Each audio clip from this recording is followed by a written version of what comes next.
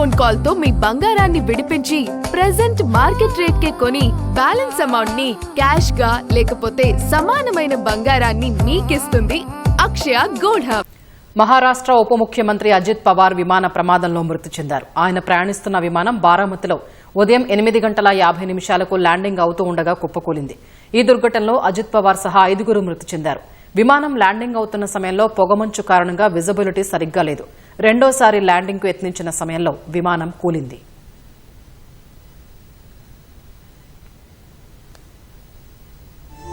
మహారాష్ట్ర ఉప ముఖ్యమంత్రి ఎన్సీపీ అధినేత అజిత్ పవార్ హఠాన్మరణం చెందారు.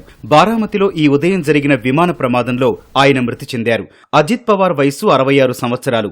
అజిత్ పవార్ ప్రయాణిస్తోన్న విమానం బారామతిలో ల్యాండింగ్ అవుతుండగా కుప్పకూలింది. ఈ ప్రమాదంలో అజిత్ పవార్ సహా 5 మృతి చెందారు. ఇతర మృతులను పైలట్లు captain Sumit Kapoor, captain Shambhavi Pathak, Ajit Pawar PSO Vidip Jadhav, attendant Pinky మాలీగా గుర్తించారు. ఉదయం 8:50 ఈ ప్రమాదం జరిగింది. విమానం 2 ముక్కలు కావటమే కాకుండా పెద్ద ఎత్తున మంటలు చెలరేగాయి. సమాచారం అందుకున్న వెంటనే సంబంధిత వర్గాలు ఘటనా స్థలానికి చేరుకుని సహాయక చర్యలు చేపట్టాయి.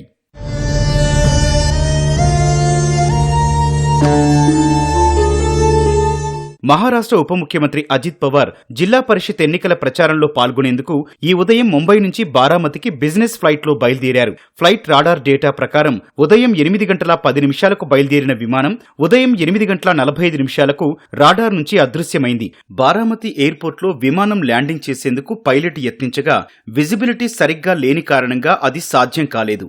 రెండోసారి ల్యాండింగ్ కు యత్నించిన సమయంలో రన్వేకు 100 అడుగుల దూరంలో విమానం కూలిపోయింది. ప్రమాదం జరిగిన సమయంలో పూణే, బారామతి ప్రాంతాన్ని దట్టమైన పొగమంచు కమ్మేసినట్లు తెలుస్తోంది. వెలుతురు తక్కువగా ఉండటమే ప్రమాదానికి కారణమై ఉంటుందని అధికారులు భావిస్తున్నారు.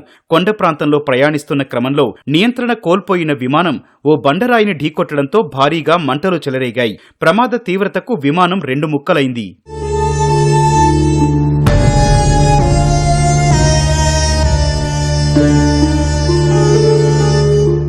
విమాన ప్రమాదం తమ కళ్ల ముందే జరిగిందని ప్రత్యక్ష సాక్షులు తెలిపారు. విమానం ఉన్నట్టుండి కిందకు రావటమే కాకుండా ఆ సమయంలో శబ్దం చాలా భిన్నంగా వచ్చిందన్నారు.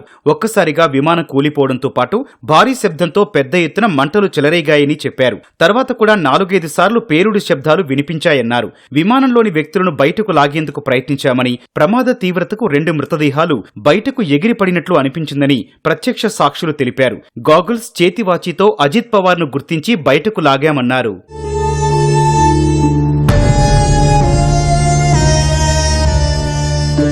బారామతిలో విమాన ప్రమాదం జరిగిన ప్రాంతాన్ని డీజీసీఏ బృందం సందర్శించింది. ప్రమాదానికి దారితీసిన పరిస్థితులపై దర్యాప్తు చేస్తోంది. అజిత్ పవార్ కు భార్య సునేత్రా పవార్, 2 కుమారులు ఉన్నారు.